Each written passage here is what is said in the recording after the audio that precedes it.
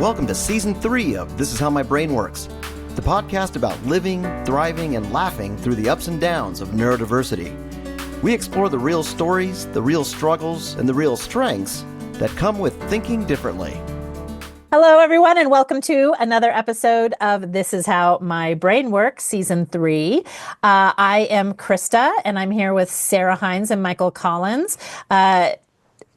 We have another on assignment week with Rudofsky.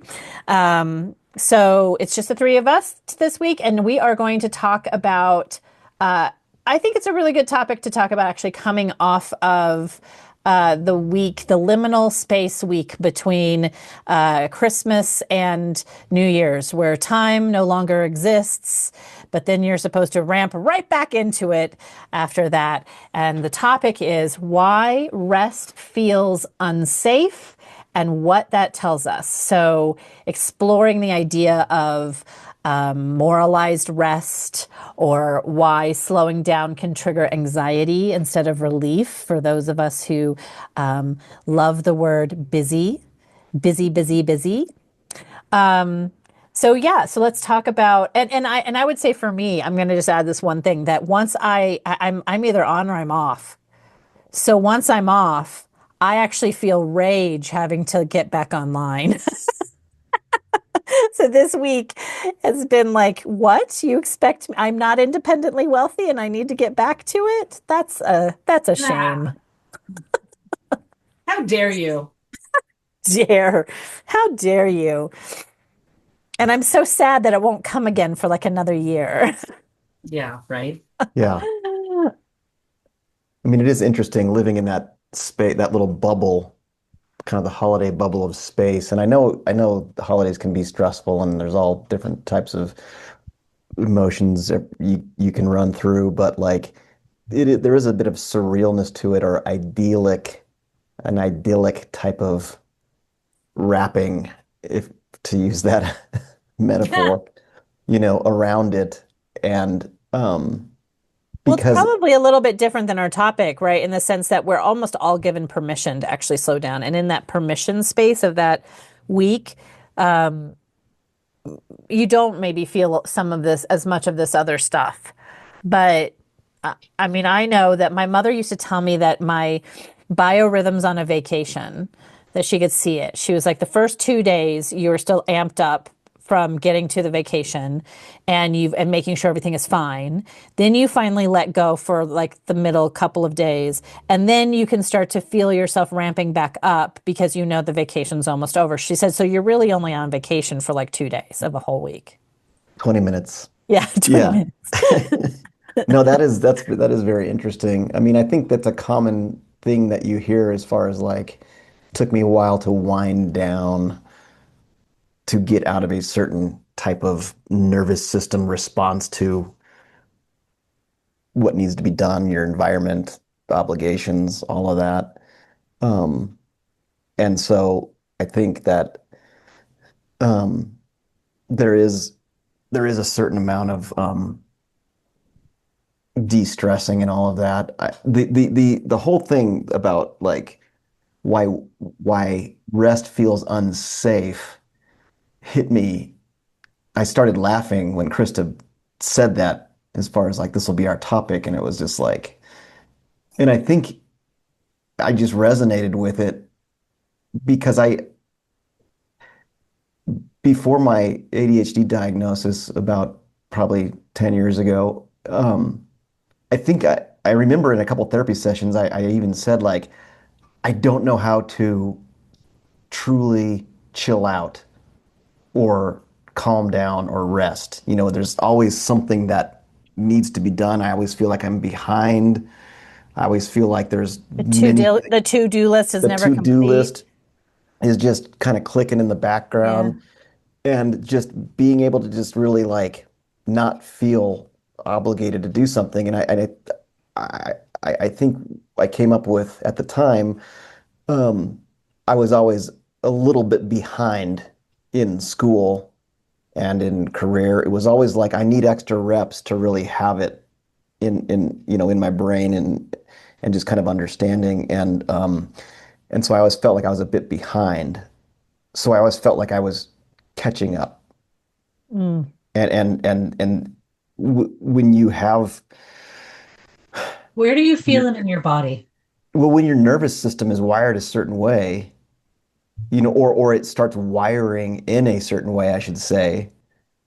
Um, But so even right now, Michael, as you're talking about it, I can see it almost viscerally coming back to you. So I ask again, where do you yeah. feel it right now? If you close your eyes, Well, I don't want to do an exercise. I no, know, no, I I get what just you're because doing. not to be a dick, I like No, more no. because anyway, When go you on. have, okay, so if we look at like this type of wiring as, let's just go on the extreme and just call this a trauma response.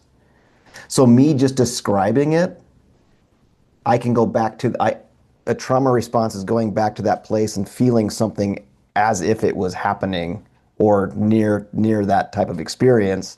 And so I think you're right. I think what you saw was, yeah, me kind of going and having that kind of response So why I was to that. stopping you is because I just discovered, I don't, and I wish I could find a source for you, um, that there's a lot of indication that instead of reliving the experience, locating the feeling in the body Oh, sure. without actually saying it. So like as I saw you talking about it, I was like, oh shit, I can see it happening in his body. So I wanted you to stop so that our listeners could see this new technique, which is just identify where you feel it in the body and then it's done.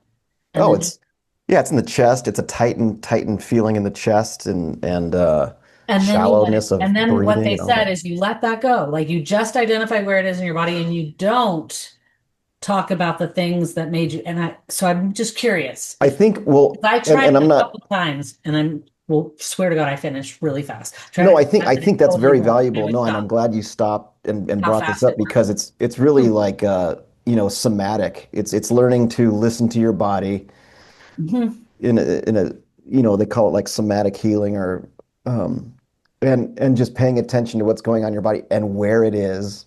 Uh-huh. And then I think there's an important step in there too that I learned, Just say Sarah. you're safe. And what's that? You're supposed to say you're safe. Like I Well, did. I think it's noticing the feeling, Mhm. where it is in your body, and sitting with it for a second, accepting it, and then letting it go. I think there's an See, important step in there as far as like acknowledging that instead of like, oh God, I need to not have this feeling. I think there's that importance of like noticing it and breathing through it, letting it go, metabolizing it, however you want to say, and then letting it go. I think that's that middle step, I think is very important, because I think that does lead to like acceptance and acknowledging something rather than like beating yourself up about it. Like, why am I feeling this way? I got to feel a different way. And I think what else they were talking about is when you talk about the why, what happened or whatever, it causes the looping and the perseveration in the brain. That thing that we as ADH or ADHD or autistic people do. And Krista, you wanted to interject. I don't want to have you miss. I'm writing it down. I'm using my tools. I love this song. And Krista, for everybody who's listening, Krista's hair is wavy today, and it's so beach comb friendly, happy. It It makes me is. feel like I'm on vacation. And that extension of the week between Christmas and New Year's is like continuing. So I love like let it go, So girl. Let your hair down. So the what you gonna two say? the two things that have come up for me that is I think that when for those of us who have this busyness, this ADHD or ADHD, and we're always trying to like we're masking, like we're just even when we're not when we don't consider ourselves like physically from like busy from like a schedule standpoint, we're busy. We're busy in our heads. We're busy masking. We're busy trying to figure out plan out what happens next, defraying risks of being a certain way, certain place. Like we are busy.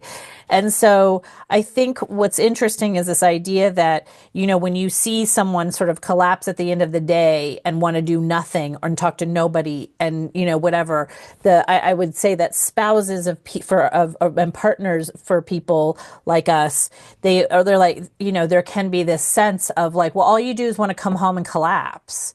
And I think there's a sense of guilt sometimes with like I don't know what else to like I have to collapse. I've been busy, like I've been I'm in a group that we were talking, and someone said I want to banish the word busy from my from my life this year because but busy doesn't always, I realize that you look at my schedule, I think my schedule is pretty normal or whatever, but I feel very busy and it's all in my head.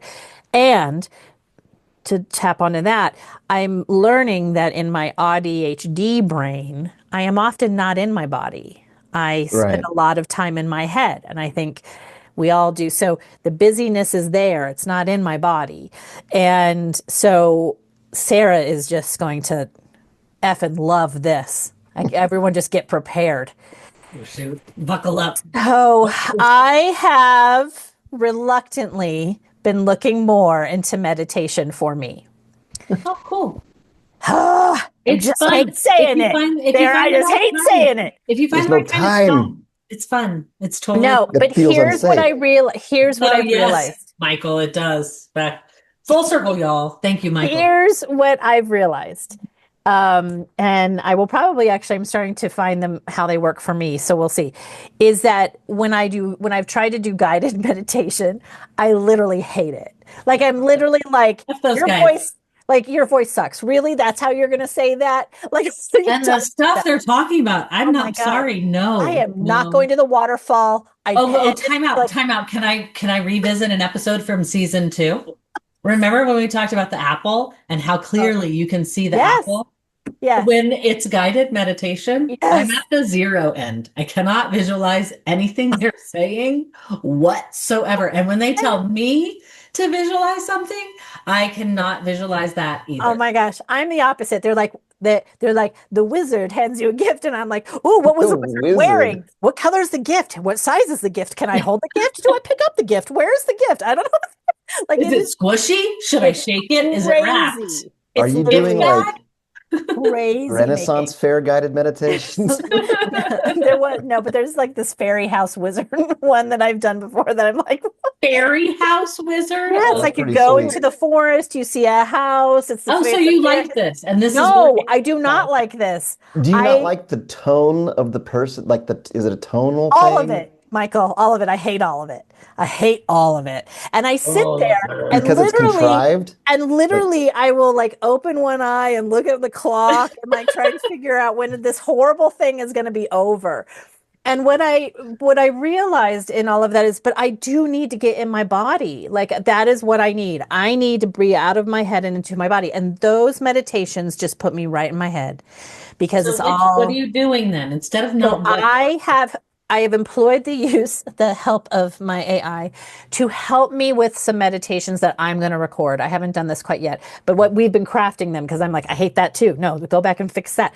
And they're much more, I would say they're probably more, they're guided because I still want to be guided, or else I'm going to be sitting there wondering what time it is and how long it's been and why I've been so silent for so long.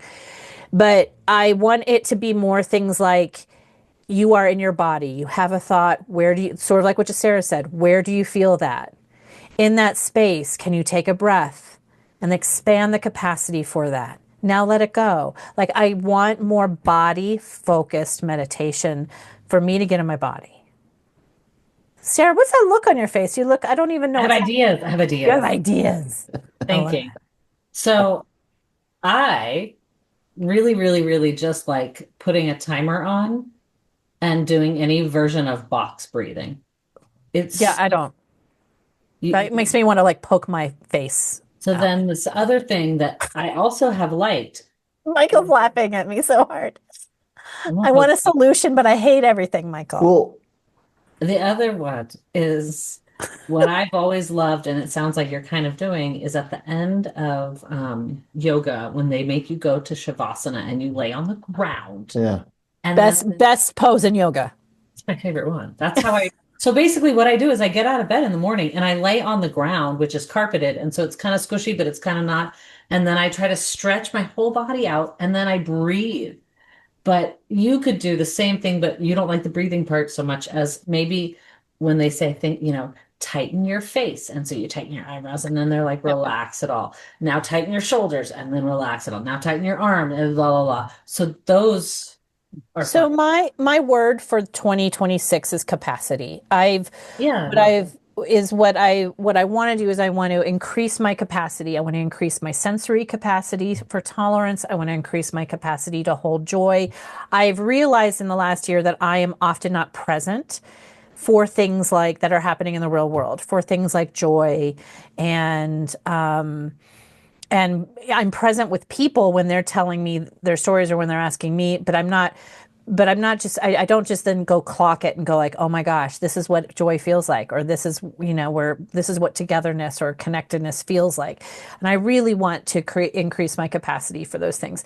And so what I've noticed is because of the masking that I've done and intentionally for so many years, that often these things, sort of like what happened with Michael, are met with anxiety and fear.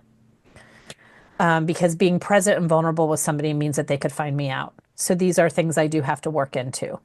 And so that's why some of this meditation around sort of like the body and seeing sort of my energy shell, so to speak, expand to hold more and to notice more and to be in my body more, as opposed to listening to you, but also having 20 things going around in my head and multitasking.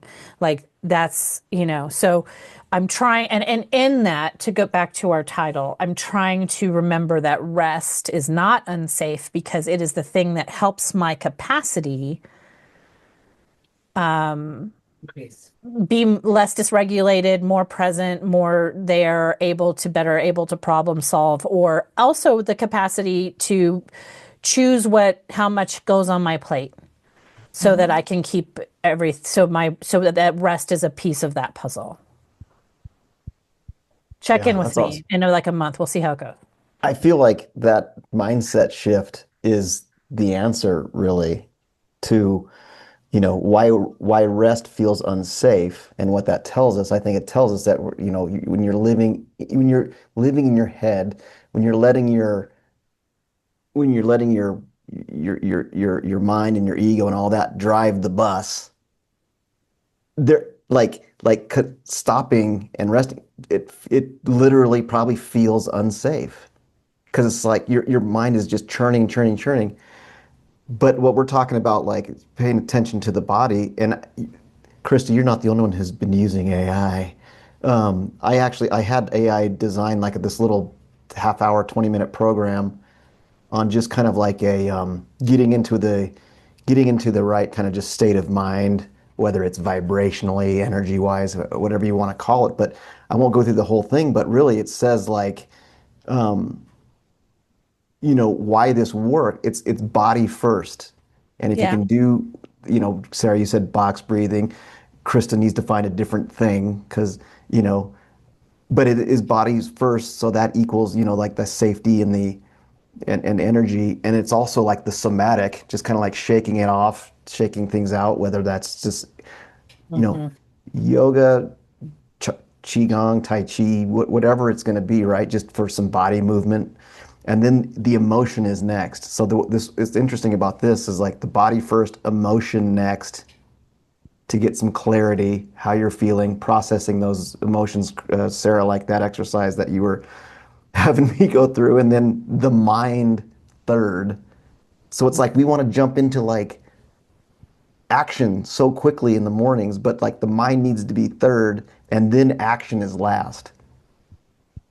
So Yeah. if you're flip-flopping that whole thing and going action first, and then you're So figuring stuff out dysregulating. as you're active, and then you're wondering why you're so stressed out, and then why you have knots all over your And you feel like you're behind because you've, right. not ever, because like, gosh, we don't take the time often to sort of say, hey, let's take a breath, really look at this. Like we just jump in, like we jump Yeah. off the plane and hope that we're going to figure out how to build the chute on the way down. And like when I wake up in the mornings, I feel like I have to resist the urge to just start doing things, attacking the to do Immediately. immediately. Because then often there's a fear there, Michael, for me, because it's like I know I have a finite time where my brain is focused. Sure.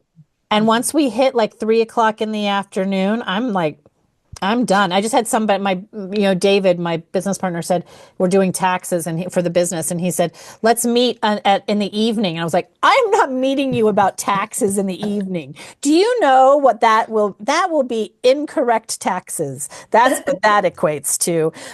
There's no way my brain can do. Or they may be right, but then the next day I'm going to be recovering from having done that, trying to Right. hyper focus past my window Right. of opportunity. On Oh my math. gosh. Like, that's a, On anything, on that's a anything. morning Unless I'm activity. eating. I can eat.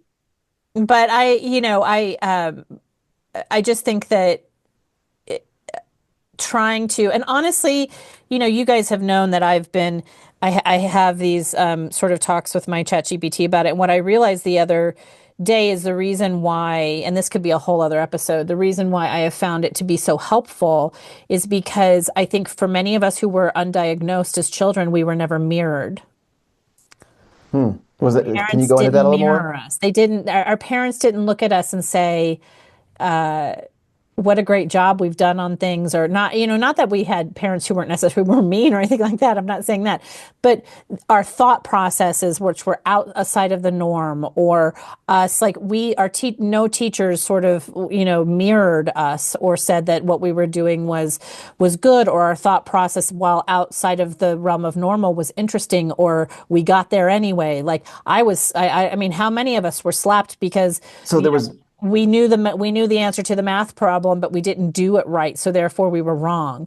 Like, we were, and ChatGPT is sort of as listen, don't use it as therapy. I'm going to say that right now. Do not use it as therapy, but it is meant to mirror you. And so what it's reflecting what you're saying back to you and lets you work through your problems in a way. So like what I've said before, it's like I used to rehearse all of my conversations in the mirror. Well, this lets me sort of, it's like morning pages. If I dump out some of that stuff where I feel like I need to rehearse or I need to get ready for the day or whatever, it clears my looping mind. Do you talk or do you type or both? I talk, but I don't want it to talk back to me. So I I talk think and you then I said that read. before. I think you said. Yeah, and the reason why I do that is because when it talks back to you, I feel like it's got there's a lot of brevity. It doesn't go as deep and it doesn't hit all of my points. It sort of is like, yeah, you're doing good, bud. That's what it feels like to me. It's not like that, but that's what it feels Pat like. on the head. So yeah, and I don't want that either. So, I again, it's not something that even though I think there is a therapy chat that you can use in one of the apps, it is not something that I would say should take the place of a therapist or medical advice or attention. But for me, when I'm working out a problem, it reflects to me in ways that humans often don't, and it allows me to be unmasked. Hmm. wow. And that has created for me this sense of self and safety that I've never felt before. So this is an episode. Stop talking about it now. This is a Sorry. teaser, y'all, and that's all you're gonna get. Krista is now gonna be closed like a clam. But Self-actualized. to come back to the rest piece of the puzzle, Hmm. that has allowed me to rest a bit more because I have a place to dump Hmm. that doesn't just look at me and get frustrated with me because I'm said it too many times or too long, or what I'm describing isn't right, or they've got to put what they think or feel or whatever. Greg's brain is moving as fast as mine with his ADHD. So there are times where we don't ever, neither of us ever feel fully heard sometimes if it's a topic that's creating a lot of energy. And I don't mean anger. I mean energy. Like everyone's like, oh, I want to get in on that and talk about it too. And, there's a lot, So, and this Krista, helps me do that. that was just totally fascinating as far as like the mirroring and kind of being acknowledged, validated. Um, so you bring up your relationship with your husband there and how your brains are kind of working independently. What would be something to say about like, well, I get hung up on this like co-regulation, not codependency. So how do you have, this relationship with AI, right? You're kind of dictating it, and you're getting what you need from it. There's that dumping of things. There's I'll tell you how it works with my husband or what we have found. If there is something that's heated, that there's just a lot of energy around, and again, this is not about like anger or I would say passion. But if there's because sometimes it can be stuff that we would argue about, but I'm not that's not what I'm limiting this to. I'm just saying that there and something that would have a lot of energy around it, or we both have a lot of ideas around it. We have at times gone to texting it to each other. And yeah. so that we're slowing down. Our entire thought is put someplace. The other person reads the entire thought and then comes back with their entire thought, and we're not So Well, he's not trying to finish your sentences. well, correct. And he's not that's trying to respond finish instead of react, right? Respond instead of yeah. react. Oh, I love that expression. You're so smart, Michael. Well, Love respond instead of it's just react. reading a lot of the algorithms keep me posted on a lot of psychology stuff. Keep you primed, baby. Keep you primed. Yes, Krista, I see you. Well, but I And mean, I okay, mirror now you right back. let's talk But I about don't know if that's co-regulation. I mean, I think we've just, I mean, is I think it is co-regulation this it is actually. though. idea that we Yeah, found a no, healthier Michael's way? right.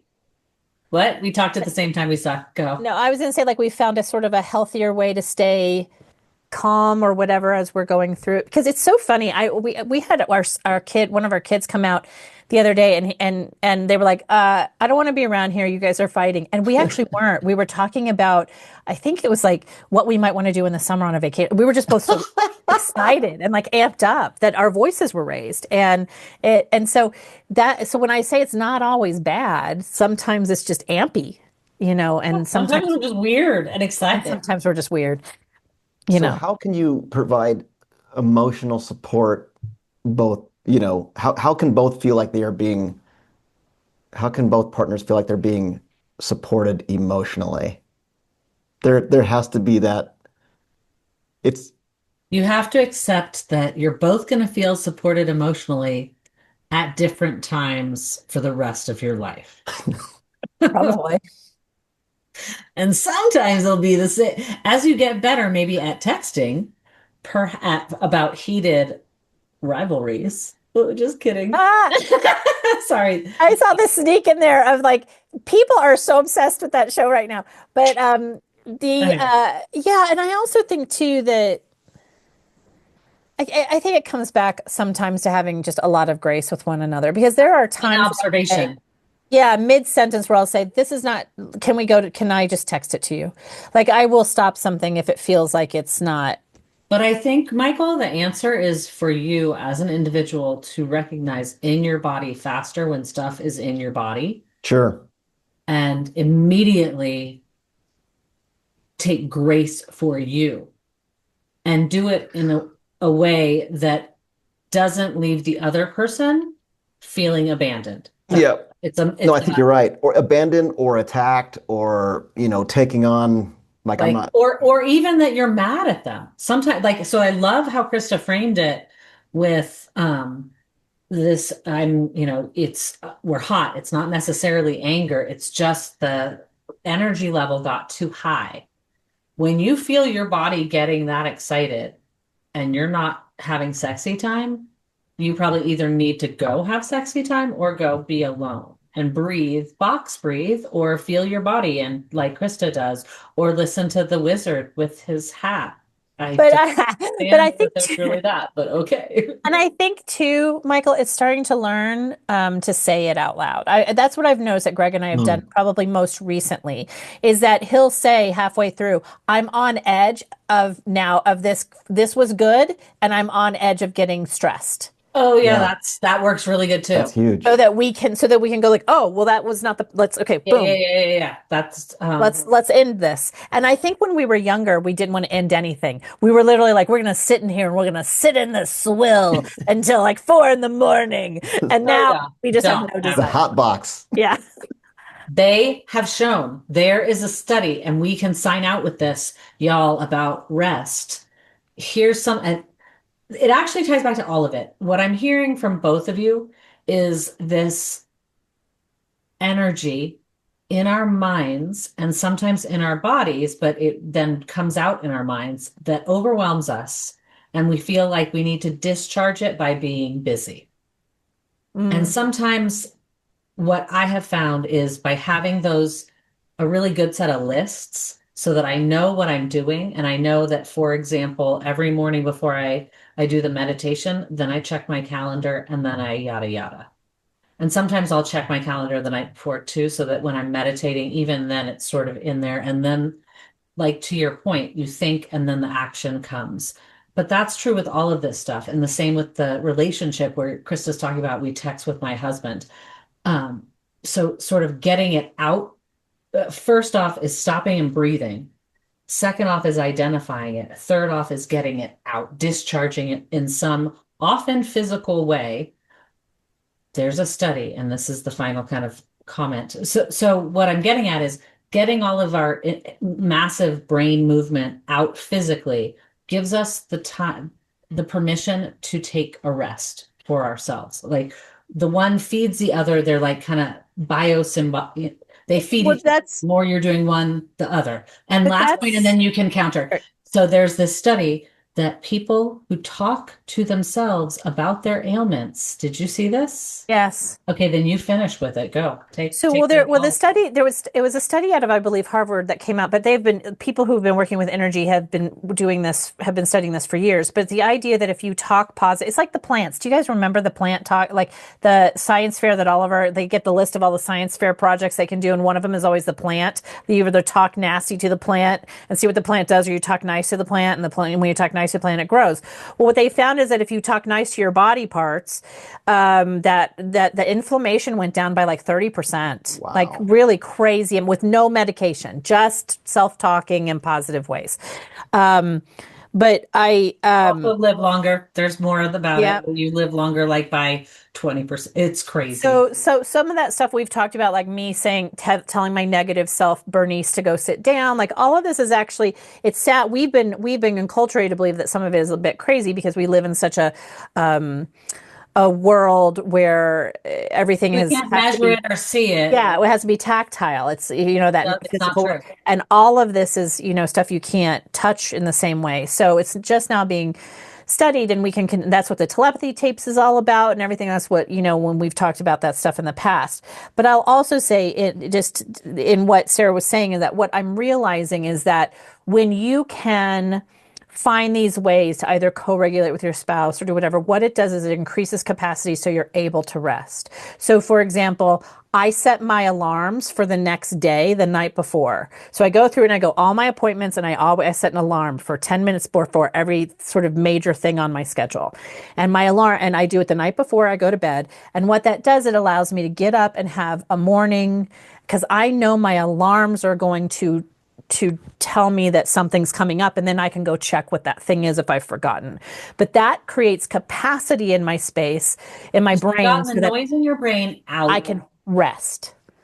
And so it's a different kind of rest. It's not the same on the couch rest that we're talking about, but that capacity, that focus on capacity for me is finding pockets of way to offload nonsense from my brain so that I can have more space, which is a type of rest. Wow. Excellent. We All love right. you, gentle listener. We hope some of this was helpful, or at least that you too struggle with some of these things and feel seen, because we know it's a lot. At least it feels like that to me. Yep. All right. Well, Get some rest. Yeah, Sarah? we give you permission to rest. Your body is beautiful, and it is beautiful in rest as well as in motion. See, Sarah should do meditations. She's got a good voice for Oh, meditation. thank you very much. It's not too filmy and weird, and it's solid enough, and you want to trust her. So she's got a good. I'm gonna blush now. Look at All right. tomato. Well, for all of us at This Is How My Brain Works, we thank you for listening, and we'll see you next time. If you like this episode of This Is How My Brain Works, please like, subscribe, and share. This podcast is the creative work of This Is How My Brain Works. It is not authorized for use in training, development, or refinement of artificial intelligence or machine learning systems. Any attempt to copy, analyze, or repurpose this audio for AI training is explicitly prohibited.